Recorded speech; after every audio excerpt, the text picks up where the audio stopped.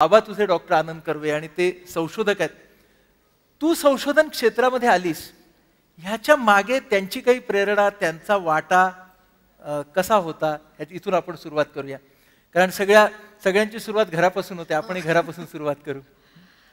वाटा निश्चितच आहे अशा अर्थाने की ते स्वतः संशोधक आहेत आणि घरातही त्यांचे संशोधन चालू असे. म्हणजे मी लहान असताना फलटणमध्ये निमकर ॲग्रिकल्चरल रिसर्च इन्स्टिट्यूटचे ते डायरेक्टर होते आणि काही काही प्रयोग घरामध्ये सुद्धा होत असत. सतत त्यांच्या बोलण्यामध्ये त्यांच्या संशोधनाचाच विषय यायचा आणि अजूनही असतो. तर त्यांना त्याच्यातनं मिळणारा आनंद त्यातनं माझ्यापर्यंत पोचत होता. म्हणजे असं कधी झालं नाही की त्यांनी मला म्हटलं की तू अमुक करावंस तमुक करावंस. म्हणजे काहीतरी अपेक्षा असतील त्यांच्या, पण त्यांनी मला कधी सांगितल्या नाहीत किंवा त्याचं दडपण कधी माझ्यावरती नव्हतं. पण संशोधनातनं एक मानसिक आंतरिक आनंद मिळू शकतो हे त्यांच्या वागण्या बोलण्यातनं मी पाहत गेले आणि त्याच्यामुळे मला असं वाटतं की मलाही असंच वाटत राहिलं की आपण ह्याच पद्धतीचं आयुष्य जगावं. अभ्यासाच्या सगळ्या भागामध्ये मग हा तुझा हेतू पक्का कसा होत गेला आणि ऊर्जा हे तुझं क्षेत्र तुला कसं मिळालं? अभ्यासाच्या म्हणजे शाळेमध्ये असताना जेव्हा एक डोक्यात हळूहळू अशी कल्पना यायला लागली की आपण संशोधन क्षेत्रात काम करावं, त्यावेळेला ती खूप एक अंधुक धुसर अशी कल्पना होती की कुठल्या तरी प्रयोगशाळेत आपण काहीतरी करूया वगैरे अशा स्वरूपाचं. साधारणपणे 11वी-12वीच्या काळामध्ये पदार्थ विज्ञानाबद्दल एक आकर्षण वाटायला लागलं की आपल्या आजूबाजूला निसर्गामध्ये ज्या घडामोडी आपण बघतो त्या आपण गणिती समीकरणातनं मांडू शकतो. जे तुम्ही आत्ता आधीच्या माझ्या मित्राकडनं ऐकलेलं आहे, त्याला जी सिमेट्री भावली पदार्थ विज्ञानातल्या तत्वांची, ती त्यावेळेला मलाही भावत होती. आणि त्यामुळे पदार्थ विज्ञानात आपण पुढे काहीतरी करावं असं वाटलं. त्याला एक थोडासा स्वार्थी हेतू पण असा होता की तो माझ्या वडिलांचा विषय नव्हता. त्यामुळे त्यांच्या कामाचा छायेमध्ये मला काम करायचं नव्हतं असं म्हणजे ते वय असतं एक तसं वाटण्याचं. त्यामुळे तोही एक त्याच्यातला आंतरिक हेतू होता. पुढे जेव्हा BSc करत असताना त्यावेळेला माझे वडील पुण्यामध्ये आलेले होते. मी फर्ग्युसन कॉलेजमध्ये BSc करत होते. इथे कास्टफोर्ड नावाची संस्था होती जी सामाजिक सुधारणांसाठी म्हणजे ग्रामीण विकासासाठी संशोधनाचं काम करत होती आणि तिथे डेप्युटी डायरेक्टर म्हणून ते काम करत होते. BScला पुणे विद्यापीठामध्ये शेवटच्या वर्षाला एक प्रकल्प करायचा असतो आणि पदार्थ विज्ञान हा माझा विषय असल्यामुळे त्याच्याशी निगडीत प्रकल्प करणं गरजेचं होतं. तेव्हा एक थोडासा आळशीपणा असा होता की आता पुण्याच्या आसपास अनेक संशोधन संस्था आहेत, तिथे कुठेतरी जायचं, कोणीतरी तिथला संशोधक शोधायचा, त्यांना भेटायचं, त्यांच्याकडे काम करायचं वगैरे. हे सगळं टाळून कास्टफोर्ड या संस्थेमध्येच पदार्थ विज्ञानाशी जवळीक असलेलं जे संशोधन चालू होतं की तिथे ग्रामीण भागातल्या स्वयंपाकघरांमध्ये वापरण्याच्या ज्या लाकडावरच्या चुली आहेत त्या चुलींमध्ये सुधारणा करण्याचं काम चालू होतं. त्याच्यामधला प्रकल्प करायचा असं मी ठरवलं आणि मी ते जो एक 3-4 महिन्याचा कालावधी असतो त्या काळामध्ये मी स्वतः तिथे वेगवेगळ्या प्रकारची इंधनं आम्ही एका चुलीमध्ये त्याचं परीक्षण मी करत होते. तेव्हा रोज जायचं, ती चूल पेटवायची, तिथं बसून निरीक्षणं घ्यायची. त्या 3-4 महिन्यामध्ये मी भरपूर धूर आणि काजळीचा जो काही प्रसाद घेतला त्याच्यामुळे मला स्वतःला जाणीव झाली की ग्रामीण भागातल्या महिला जेव्हा रोज सकाळ संध्याकाळ स्वयंपाक करत असतात तेव्हा त्यांना किती हा त्रास सहन करावा लागत असेल. आणि याच्यावरती विज्ञानाच्या माध्यमातून उत्तर शोधता येतं हे त्या प्रकल्पातनं मला जेव्हा दिसलं तेव्हा मला असं वाटलं की ह्याच विषयामध्ये आपण पुढे काम करायला पाहिजे. कारण आपण जे काही करणार आहोत त्याच्यातनं थेट लोकांच्या आयुष्यामध्ये ह्याच्यामुळे फरक पडणार आहे. जेव्हा मग मी असं ठरवलं की ह्या विषयात आपल्याला काम करायचं आहे तेव्हा खरं म्हणजे त्या विषयात संशोधन एका विशिष्ट पातळीच्या वरती कुणीच करत नव्हतं. म्हणजे जे काही काम चाललेलं होतं ते कुठे स्वयंसेवी संस्थांमध्ये किंवा कोणी हौशी लोक त्यांचा वेळ घालवणं यासाठी करतायत वगैरे अशा इथपतच मर्यादित होतं. MSc साठी मी मुद्दाम एनर्जी स्टडीज हा विषय स्पेशलायझेशनसाठी घेतला, तो ह्याच कारणासाठी. पण तेव्हा माझी बऱ्यापैकी निराशा झाली, कारण एनर्जी स्टडीज या नावाखाली फक्त सोलर एनर्जी एवढंच शिकवलं जातं. म्हणजे त्याच्या पलीकडे पण काही फिजिक्समध्ये ऊर्जेवरती विचार होऊ शकतो अशी निदान त्यावेळेला तरी धारणा नव्हती. PhDच्या वेळेला कुठेही भारतामध्ये कुठल्याही विद्यापीठाच्या पदार्थ विज्ञान विभागामध्ये चूल किंवा जैव ऊर्जा ह्यामध्ये मूलभूत असं कुठलंच संशोधन पदार्थ विज्ञान विभागात कुठेच चालू नव्हतं. म्हणजे मला MSc मी पदार्थ विज्ञान विभागात पुणे विद्यापीठाच्या पहिली आलेली होते. IITची जी गेट परीक्षा असते त्याच्यामध्येही खूप चांगला स्कोअर होता. त्यामुळे 3-4 नावाजलेल्या संस्थांमध्ये ॲडमिशन्सही मिळाल्या. म्हणजे त्यांची ती सगळी परीक्षा आणि इंटरव्ह्यूज वगैरे ही प्रोसेसही झालेली होती. पण त्यातल्या कुठेच मला जे करायचं होतं ते संशोधन करण्याची संधी काही नव्हती. कारण मी म्हटल्याप्रमाणे ही साधी सोपी वस्तू आहे चूल, पण त्याच्यामध्ये इतका सुधारणेला वाव आहे आणि इतकं खरं म्हणजे गुंतागुंतीचं पदार्थ विज्ञान त्याच्यामध्ये आहे, पण त्याच्यावर कुठेच काम चालू नव्हतं. त्यामुळे मग PhD मी पुणे विद्यापीठातच अगदी वेगळ्या विषयामध्ये केली. एका दृष्टीने मी असं म्हणेन की तो फायदा असा झाला की वेगळ्या विषयात काम करण्यातनं एक आणखी वेगळा दृष्टिकोन आपण आपल्या क्षेत्रात आणू शकतो. त्याच्यात आता तू काय काय केलंस ते जरा सांग.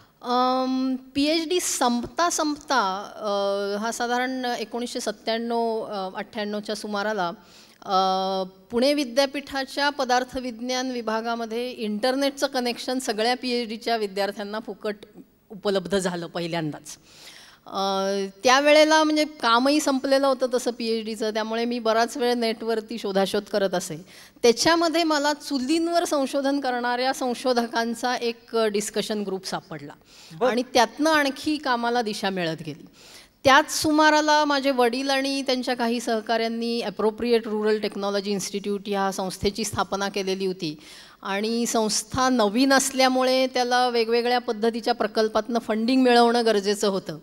त्यामुळे मी पण मग एक संशोधन प्रकल्प त्याच्यासाठी लिहिला, ज्याच्यामध्ये आम्ही जो शेतातला काडी कचरा असतो तो विशेषतः ऊसाच्या शेतीमध्ये जो ऊसाची तोडणी झाल्यानंतर पाला शेतामध्ये पडतो तो शेतकरी नुसता जाळून टाकतात. तर त्या पाल्यापासून घरातल्या चुलीमध्ये वापरता येईल असं एक स्वच्छ इंधन तयार करण्याचा प्रकल्प तो होता. आणि भारत सरकारच्या विज्ञान तंत्रज्ञान विभागाच्या खरं म्हणजे तरुण शास्त्रज्ञांसाठी खूप चांगल्या योजना आहेत. एक यंग सायंटिस्ट स्कीम जी आहे त्याच्यामध्ये आपल्या स्वतःच्या प्रकल्पासाठी आपल्याला फंडिंग मिळू शकतं आणि त्याच्यात आपली स्वतःची सॅलरी पण आपण त्याच्यातनं मिळवू शकतो. म्हणजे मी मुद्दाम विद्यार्थी आहेत म्हणून ह्या स्कीमचा उल्लेख करते. दुसऱ्याही स्कीम्स आहेत की ज्या विशेषतः महिला वैज्ञानिकांसाठी आहेत. म्हणजे ज्या मुलींना विज्ञान क्षेत्रात काही काम करायचं आहे त्यांच्यासाठी विशेष स्कीम्स आहेत. तर ह्या यंग सायंटिस्ट स्कीम खाली माझा हा प्रकल्प मंजूर झाला आणि त्यातनं ही वाटचाल पुढे चालू झाली. काडी कचऱ्यापासून कोळसा करण्याचा बऱ्याच लोकांनी प्रयत्न केलेला होता, पण सर्वसाधारणतः हा प्रयत्न जो झालेला होता तो औद्योगिक दृष्टिकोनातनं झाला होता की टनावारी कचरा गोळा करून आणायचा एका ठिकाणी आणि तिथे त्याचा कोळसा करायचा. पण जेव्हा तुम्ही काडी कचरा गोळा करून घेऊन येता तेव्हा त्याच्यासाठी तुम्ही डिझेल खर्च करता आणि ती खर्च होणारी ऊर्जा ही तयार होणाऱ्या कोळशापेक्षा जास्ती असेल तर हा उपद्व्याप करण्यात काही अर्थ नसतो. त्यामुळे मी जो अप्रोच त्याच्यामध्ये घेतला तो असा होता की आम्ही काही भट्ट्या तयार केल्या. म्हणजे मी इथं चित्र दाखवू शकते की याच्यामध्ये कल्पना अशी होती की आपण कोळसा तयार करण्याची भट्टी अशी तयार करावी की जी एका ठिकाणून दुसऱ्या ठिकाणी नेता येईल. म्हणजे कचरा ठिकठिकाणून गोळा करून एकत्र आणण्याऐवजी भट्टी तुम्ही वेगवेगळ्या शेतांमध्ये घेऊन जा, तिथला कचरा गोळा करून त्याचा कोळसा केला की कोळशाची इंधन मूल्य जास्ती आहे, त्यामुळे मग डिझेल खर्च करून त्याची वाहतूक करणं परवडू शकतं. जेव्हा तुम्ही काडी कचरा वापरता तेव्हा कोळशाची पावडर तयार होते. त्या पावडरपासून घन कोळसा तयार करण्यासाठी म्हणजे ज्याला आपण कांडी कोळसा म्हणतो तो तयार करण्यासाठी विशेष प्रकारची दाब देणारी यंत्र वापरावी लागतात. त्यामुळे ही सगळी यंत्रणा जी आहे त्याचं एक प्राथमिक स्वरूपाचं काम माझ्या प्रयोगामधून झालं आणि त्यातनं मग नंतर शेतातलाच काडी कचरा कशाला, शहरी भागामध्ये सुद्धा आपल्या इमारतीच्या आवारामध्ये झाडं असतात, त्याची पानं पडतात. आपण हल्ली काय करतो की सगळं नुसतं एका बाजूला गोळा करून जाळून टाकतो. त्याच्यापासून सुद्धा आपण कोळसा बनवू शकतो. त्यासाठी छोट्या आकाराच्या भट्ट्या, छोट्या आकाराची ब्रिकेटिंग यंत्र, असं सगळं आम्ही, म्हणजे मी, माझे सहकारी, आम्ही एकातून एक हे विकसित करत गेलो. बरं. कोळसा हे आपल्याकडे सर्वसाधारणतः स्वयंपाकाचं इंधन म्हणून वापरण्याची आता पद्धत राहिली नाही आहे. पूर्वी होती पण आता नाही आहे. पण कोळशाचा अतिशय चांगल्या पद्धतीने स्वयंपाकासाठी वापर करण्याचं एक साधनसुद्धा याच्यामध्ये आम्ही तयार केलं. सराई स्वयंपाक प्रणाली असं त्याचं नाव आहे. ही ॲक्च्युअली हे काही फार मूलभूत आणि नवीन संशोधन नाही आहे खरं म्हणजे. बंगालमध्ये इकमिक कुकर या नावाने अशा स्वरूपाचे कुकर पूर्वी वापरले जात असत की ज्याच्यामध्ये खाली कोळशाची शेगडी आणि वरती आपला जसा टिफिन कॅरियर असतो तशी 3 भांडी असलेला डबा ठेवून त्याच्यामध्ये डाळ भात भाजी असं शिजवता येतं. तर तीच संकल्पना आम्ही जास्ती शास्त्रशुद्ध पद्धतीने त्याच्यामध्ये सुधारणा करत गेलो आणि पूर्ण स्टेनलेस स्टीलचं असं हे उपकरण आहे ज्याच्यामध्ये फक्त 100 ग्रॅम कोळशावरती 5 ते 6 माणसांचा डाळ भात भाजी असा स्वयंपाक होऊ शकतो. म्हणजे कोळशाचा वापर करून स्वयंपाक करण्याचं हे जगातलं आज सगळ्यात कार्यक्षम असं स्वयंपाकाचं साधन आहे. तर हा माझा खरा पहिला स्वतंत्रपणे केलेला रिसर्च प्रोजेक्ट होता. आणि आनंदाची गोष्ट म्हणजे पुढे म्हणजे मी काम केलं ते प्राथमिक स्वरूपाचं होतं, त्याच्यातनंही तंत्र विकसित होत गेली आणि 2002 साली आरती संस्थेला पहिलं जे ॲशडेन अवॉर्ड मिळालं ते ह्या तंत्रज्ञानाच्या साखळीसाठी मिळालं. आणि हे ॲशडेन अवॉर्ड हे ऊर्जा क्षेत्रातलं नोबेल पारितोषिक मानलं जातं. एक माझं अगदी अलीकडचं काम आहे ते दाखवते. ही भारतलक्ष्मी चूल आहे.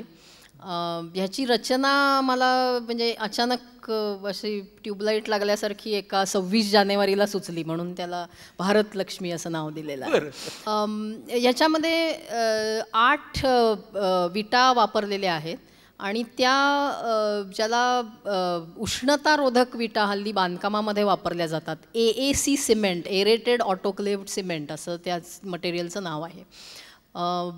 ह्याच्यामध्ये वजनाला ह्या खूप हलक्या असतात आणि त्या उष्णतारोधक असल्यामुळे म्हणजे इमारतीच्या बांधकामात वापरण्याचं कारण असं की तुम्हाला कूलिंग किंवा हीटिंग दोन्हीसाठी कमी ऊर्जा वापरून भागतं. तर तोच गुणधर्म आम्ही चुलीमध्ये वापरलेला आहे की आज मातीची जी आपली पारंपरिक चूल असते त्याच्यामध्ये चूल तापवण्यामध्ये बरीच ऊर्जा वाया जाते. तर इथे आपण चूलच जर उष्णतारोधक विटांची बनवली तर ही चूल तापत नाही. म्हणजे चूल आतमध्ये लाकडं जळत असताना तुम्ही बाहेरनं चुलीला हात लावू शकता, ती रूम टेम्परेचरलाच असते, त्यामुळे सगळी उष्णता भांड्याकडे जाते. हा त्याच्यातला महत्त्वाचा भाग आहे. आणि दुसरं म्हणजे ही 8 तुकडे जोडून तयार होत असल्यामुळे हे तुकडे फॅक्टरीमध्ये बनवले जातात, त्याचे सगळे पार्ट्स जे आहेत ते फॅक्टरीत बनवले जातात. गावात जागेवरती जोडणी करून ती बसवणं हा एक नवीन प्रकारचा व्यवसाय याच्यामधनं होऊ शकतो. तर अशा प्रकारची ही चूल आहे आणि ही आज म्हणजे यातनं 30% लाकडाची बचत होते, 30% स्वयंपाकाचा वेळ वाचतो कारण तुम्हाला फ्लेम जास्ती टेम्परेचरची मिळते, 80% धूर कमी होतो. आणि आज जगातली ही सगळ्यात स्वस्त सुधारित चूल आहे. म्हणजे ह्याच्यापेक्षा स्वस्त कुठलीही सुधारित चूल जगात दुसरी आज उपलब्ध नाही. तर ह्याला चांगल्यापैकी ग्रामीण भागातनं आता प्रतिसाद मिळतो आहे. मला सांग की तू संशोधक ते उद्योजक अशी कशी झालीस?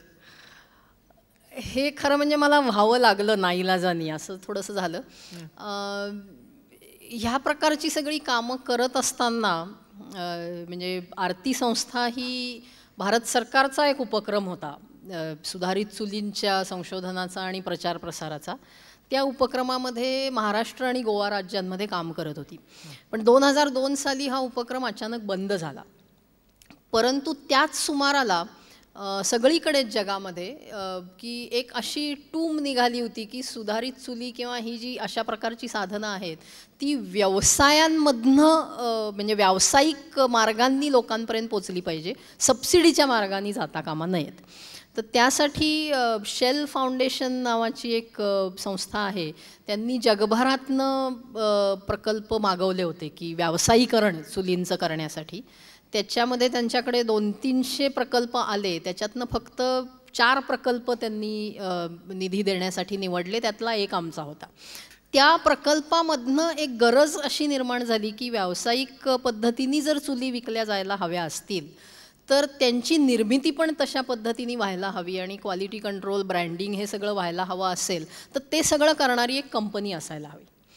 आता त्यावेळेला सुधारित चूल हा एक कन्झ्युमर प्रॉडक्ट म्हणून विकणं ही कल्पनाच नसल्यामुळे दुसरी कुठलीच तशा प्रकारची कंपनी अस्तित्वात नव्हती. म्हणून मग आम्हीच एक कंपनी काढायची असं ठरवलं आणि त्यातनं समुचित एन्व्हायरोटेक ह्या कंपनीची स्थापना झाली. म्हणजे मी असं म्हणेन की एक दुकान काढून त्याच्यातनं सुधारित चूल विकणं हे भारतामध्ये आम्ही पहिल्यांदा केलं. कंपनी काढताना काही वाटलं नाही की आपण फार काही करतोत म्हणून, पण ह्याच्यामध्ये आम्ही चांगल्यापैकी तोंडघशी पडलो. कारण एकतर हे पूर्णपणे नवीन प्रकारचा व्यवसाय होता, अशा प्रकारचं उत्पादन आत्तापर्यंत कोणी विकलेलं नव्हतं आणि गमत अशी आहे की तुम्ही काहीही तयार करून विकायचं म्हणलं तर काहीतरी तर त्याची किंमत असणार आहे. तुमची जी तुमचं स्पर्धक उत्पादन जे आहे ते म्हणजे 3 दगडाची चूल, म्हणजे 0 किमतीच्या उत्पादनाशी स्पर्धा करून तुम्हाला काहीतरी विकायचं आहे. आणि गेल्या 20 वर्षामध्ये ह्या सुधारित चुली फक्त सबसिडीच्या माध्यमातूनच लोकांपर्यंत पोचलेल्या आहेत. त्यामुळे एकतर लोकांमध्येही खूप अविश्वासाची भावना होती की आता एवढे पैसे कशासाठी आम्हाला याच्यासाठी मागतायत हे लोक. त्यामुळे खूप अनुभव वेगवेगळे आले की खिशामध्ये 3-4 हजार रुपयाचा मोबाईल फोन असलेले लोक आमच्या स्टॉलवर येऊन म्हणायचे की 300 रुपयाची चूल आम्हाला परवडत नाही. अच्छा, 300 रुपये तिची? कारण चूल ही त्यांची प्रायोरिटी नव्हती. म्हणजे शेवटी भाग कसा आहे की लोकांकडे पैसा नसतो असं नाही, तो त्यांना कशावरती खर्च करायचा आहे हा मुख्य प्रश्न असतो. बरोबर. त्यामुळे पहिल्या 3-4 वर्षामध्ये आम्ही चांगल्यापैकी ह्या व्यवसायामध्ये मार खाल्ला. हे सगळं करत असताना शेल फाउंडेशन ही शेल कंपनीजची फाउंडेशन असल्यामुळे त्यांच्या कंपन्यांमधलेही लोक आम्हाला बरेच सल्ले देत असत, मदत करत असत, पण ह्याचा काहीच कुठेच उपयोग होत नव्हता. शेवटी साधारण 2 वर्षापूर्वी खूप फ्रस्ट्रेट होऊन मी असं ठरवलं की हे सगळं मरू दे, काय उद्योजकतेची तत्व वगैरे हे सगळं बाजूला ठेवूया. एक वैज्ञानिक म्हणून आपल्याला जे करावं असं वाटतंय ते करूया. म्हणजे आता एक पडणारच आहोत आपण, तर निदान वेगवेगळे प्रयोग करत पडूया. म्हणून मग काही खूप वेगळ्या पद्धतीने काम करायला सुरुवात केली आणि अचानकपणे वेगळे त्याचे रिझल्ट्स मिळायला लागले आणि त्यामुळे अजूनपर्यंत तरी आम्ही तगलेलो आहोत. म्हणजे काय झालं, वेगळी पद्धत म्हणजे काय मिळाली, एक उदाहरण? उदाहरणार्थ आम्ही एक असं ठरवलं की म्हणजे जेव्हा ॲनालिसिस केलेल्या कामाचा तेव्हा असं लक्षात आलं की जरी आपण म्हणत असलो की ही साधनं ग्रामीण लोकांसाठी आहेत आणि ती ग्रामीण लोकांनी वापरावी, प्रत्यक्ष विकत घेणारे लोक शहरातलेच आहेत. म्हणजे आता मी जो सराई स्वयंपाक प्रणाली दाखवली, 4-5 हजार लोक पुण्यामध्ये त्याचा वापर करतात आणि बाहेर आम्ही दाताच्या कण्या करतो, पण लोक म्हणतात आम्हाला हे परवडत नाही. किंवा चुलीसुद्धा, चुली घेण्याच्यासाठी उत्सुकतेने आमच्याकडे येणारे लोक हे शहरी भागातले आहेत आणि आमचं सगळं मार्केटिंग मात्र चाललेलं आहे ग्रामीण लोकांनी हे घ्यावं म्हणून.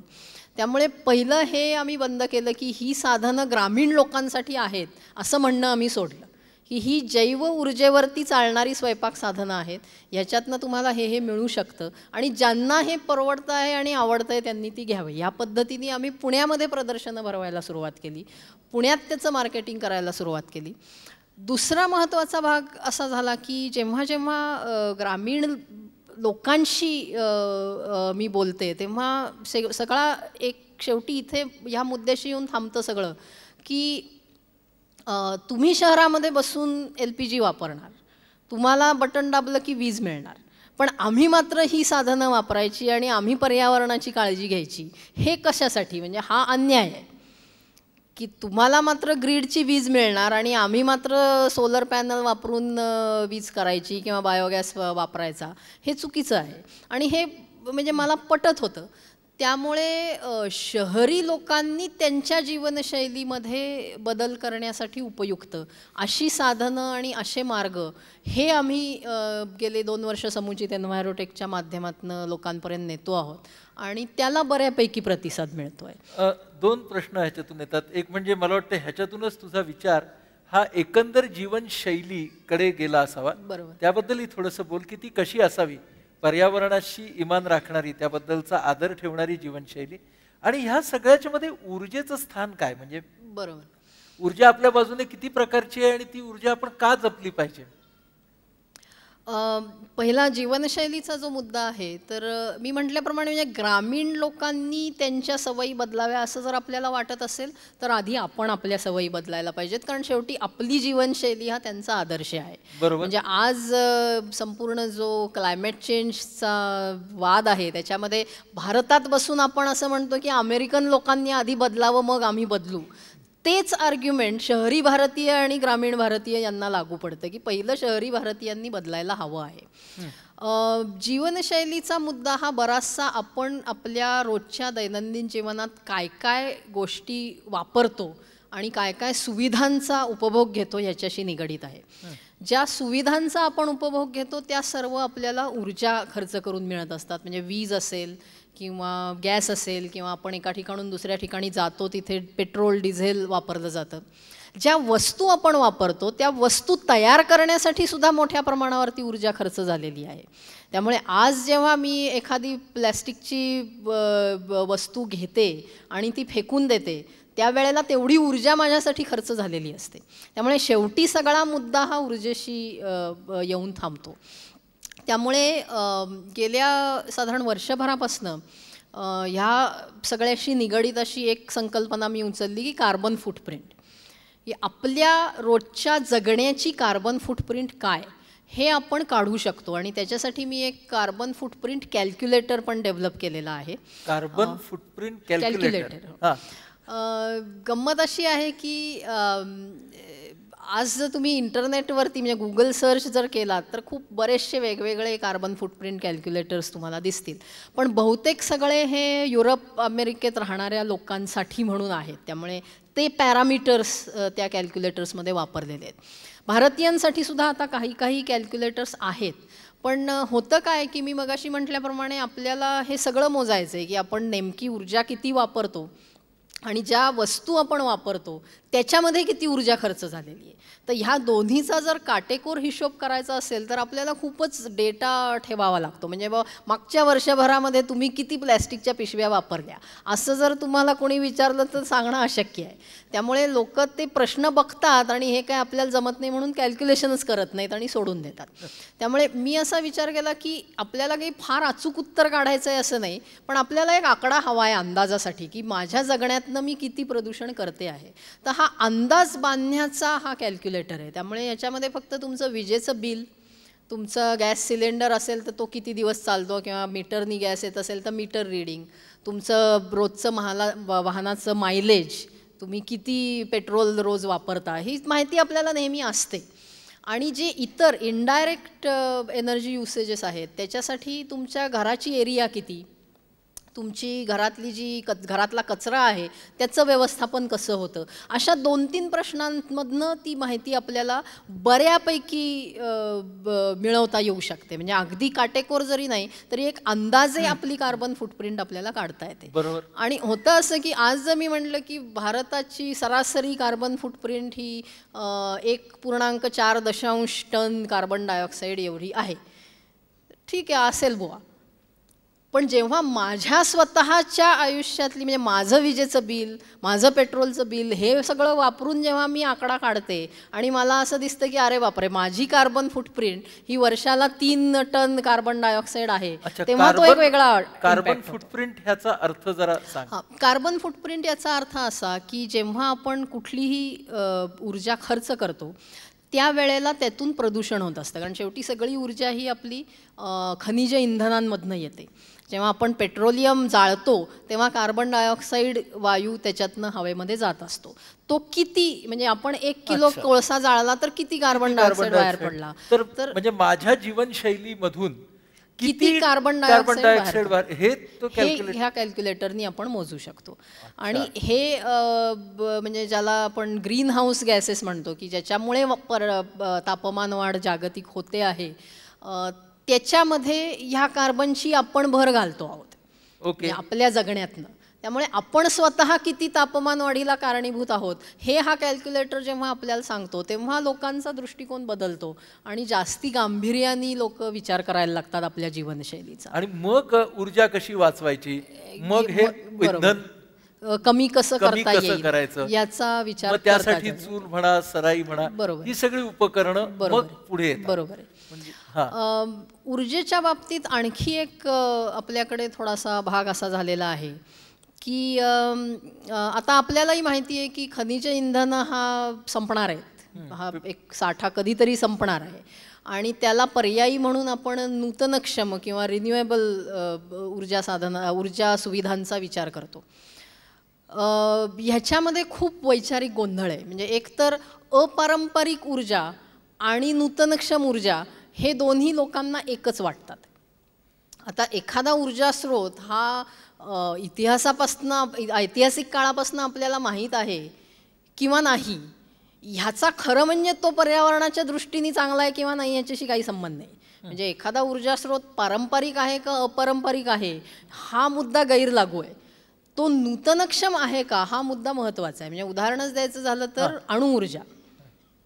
युरेनियमचा अणू जेव्हा तुम्ही फोडता आणि त्याच्यातनं ऊर्जा मिळवता तेव्हा तो अणू संपून जातो. म्हणजे अणुऊर्जा ही काही रिन्युएबल नाही आहे, ही नूतनक्षम नाही आहे, पण हा अतिशय नवीन ऊर्जा स्रोत आहे. म्हणजे ती अपारंपरिक ऊर्जा आहे. बरोबर. याच्या उलट लाकूड, जेव्हा लाकूड आपण जाळतो एकीकडे झाडं वाढत असतात त्यामुळे लाकूड किंवा जैव ऊर्जा हा नूतनक्षम ऊर्जा स्रोत आहे, पण तो माणसांनी सगळ्यात पहिल्यांदा वापरलेला ऊर्जा स्रोत आहे. म्हणजे पारंपरिक असूनही नूतनक्षम असलेला हा ऊर्जा स्रोत आहे.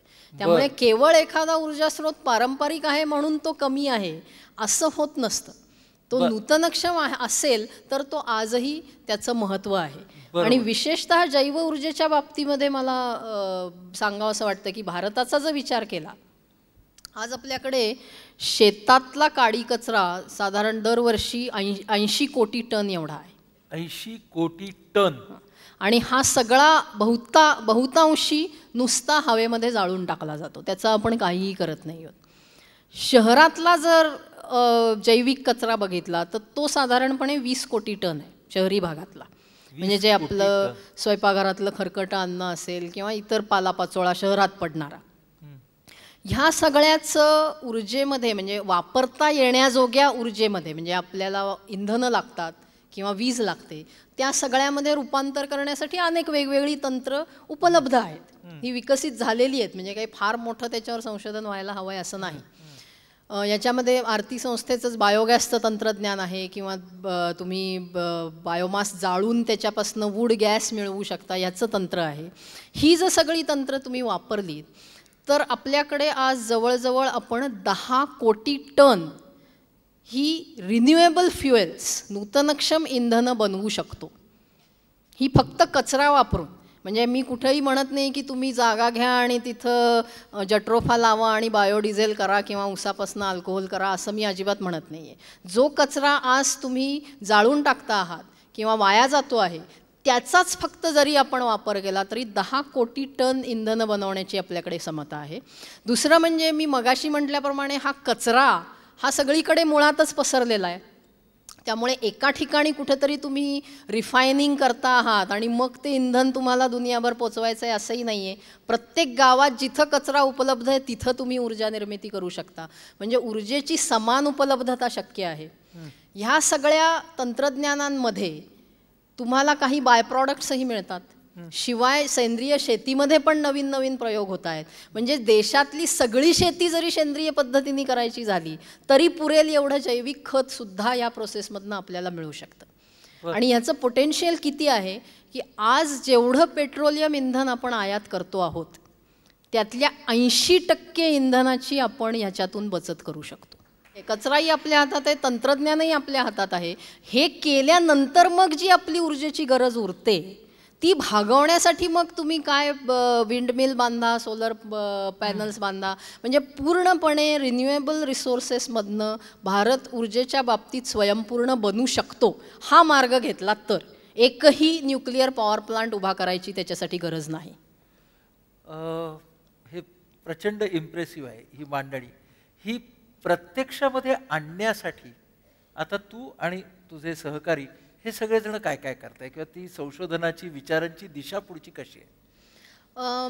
आम्ही स्वतः एक स्वयंसेवी संस्था असल्यामुळे आमच्या कामाचा भर हा मुख्यतः जो ऊर्जेची समान उपलब्धता हा भाग आहे त्याच्याशी निगडीत राहतो, की ज्यांना आज ऊर्जा सुविधा मिळतच नाही आहेत त्यांना त्या चांगल्या पद्धतीने कशा मिळतील ह्याची तंत्र आम्ही विकसित करत चाललेलो आहोत.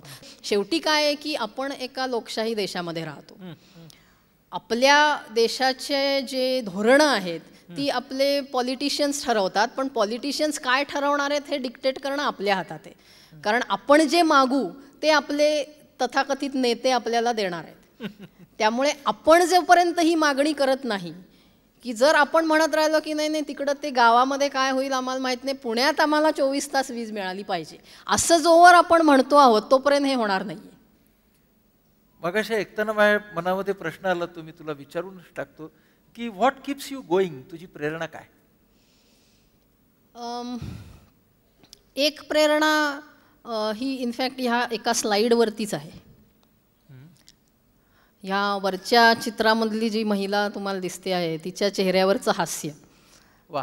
जेव्हा मी लोकांशी बोलते, भेटते आणि त्यांच्याकडनं अशा प्रकारचा फीडबॅक मिळतो की आम्ही केलेले, आता परवाच मी बेळगावला गेलेले होते, तिथे एक जवळजवळ 90च्या घरातले गांधीवादी कार्यकर्ते आहेत. ते खूप उत्साहाने मला त्यांच्या स्वयंपाकघरात घेऊन गेले की तुम्ही आत्तापर्यंत बघितलं नसेल असं एक साधन मी तुम्हाला दाखवतो, गेली 10-1 वर्ष मी आणि माझी पत्नी हे वापरतो आहोत. आणि त्यांनी सराई स्वयंपाक प्रणाली मला तिथे दाखवली. म्हणजे ह्या प्रकारचा जेव्हा फीडबॅक मिळतो तेव्हा ती एक प्रेरणा आहे की आपल्या कामामुळे कुठेतरी लोकांचं आयुष्य सुखर झालेलं आहे. ही प्रेरणा या सगळ्याच्या मागची आहे. मी तुला एक गमतीदार प्रश्न विचारतो, थोडा वेगळा. एखादा क्रीडापटू असेल, एखादा कलाकार असेल, एखादा मीडियामध्ये काम करणारा असेल, त्यांना सामान्य लोक जसे पटकन ओळखतात तसं संशोधकांना ओळखत नाहीत. तर अशी जी पटकन ओळख पटत नाही संशोधकांची, त्यामुळे होणारे फायदे सांग.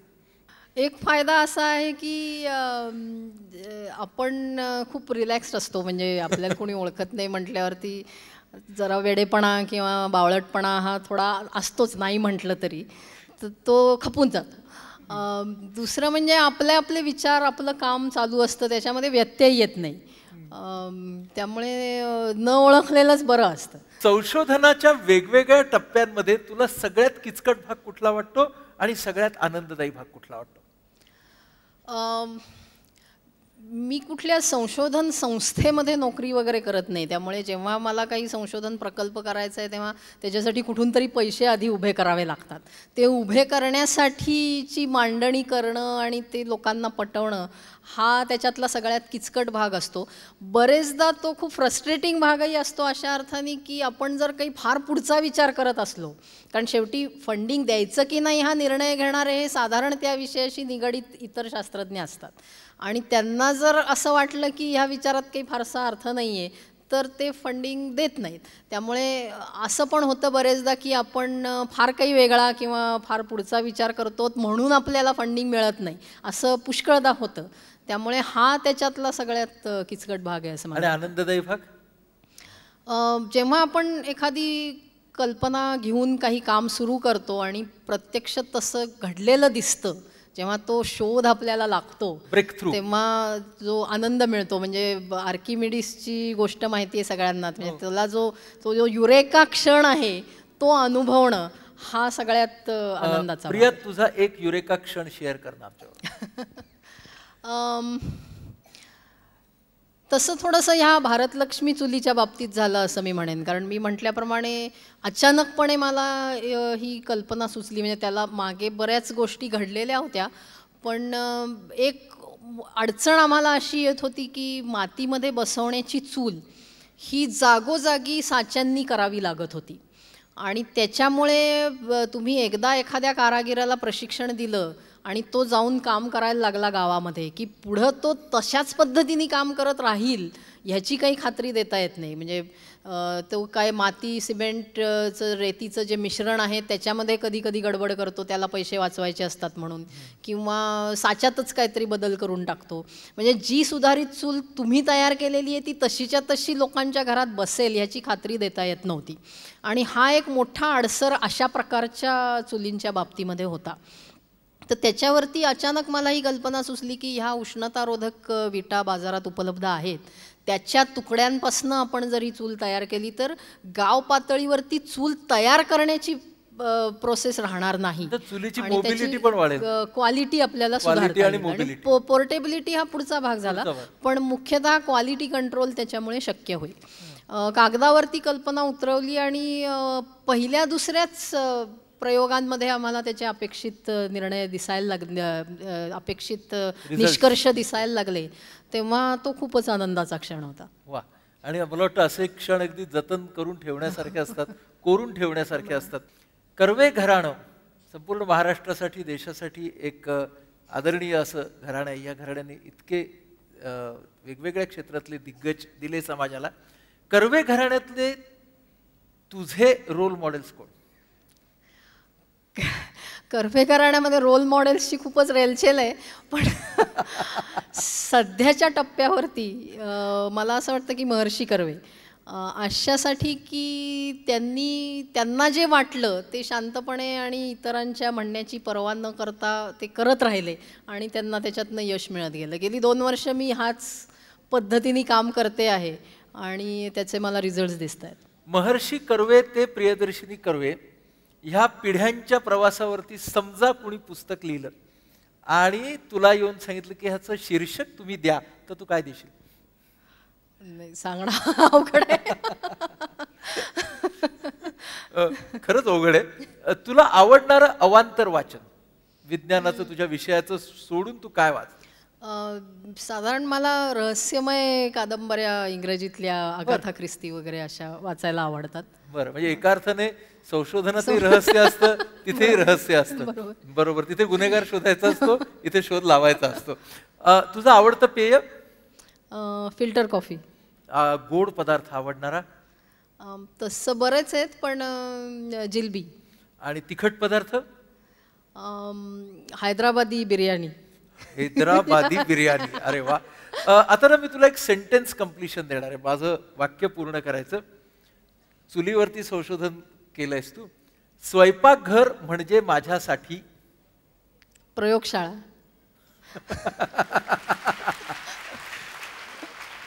देवाची माझी कल्पना आहे.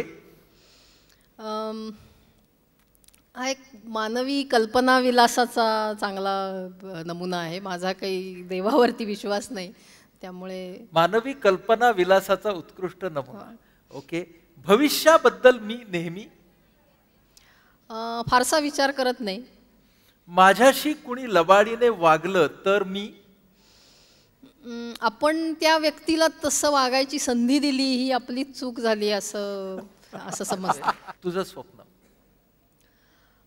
आत्ताचं माझं स्वप्न असं आहे की ज्या पद्धतीने आम्ही समुचित एन्व्हायरोटेक ह्या कंपनीचं कामाचं आत्ता स्वरूप आहे त्याला यश आलेलं दिसावं. कारण असं आहे की सर्वसाधारणतः कुठलाही उद्योग हा लोकांना उपभोगवादी बनवून त्याच्यातनं नफा कमवण्याचा प्रयत्न करतो आणि आम्ही लोकांना त्यांच्या गरजांनुसारच, म्हणजे त्यांचे काय म्हणायचे हाव कमी करून खऱ्या गरजाच कशा पुऱ्या करता येईल ह्याचं प्रबोधन करून त्याच्यातनं पैसा कमवू पाहतो आहोत. तर अशा प्रकारचा उद्योग जर यशस्वी झाला तर मला वाटतं उद्योग जगताच्या दृष्टीने हा एक नवीन शोध असेल आणि म्हणून माझं ते स्वप्न, ते एक स्वप्न आहे.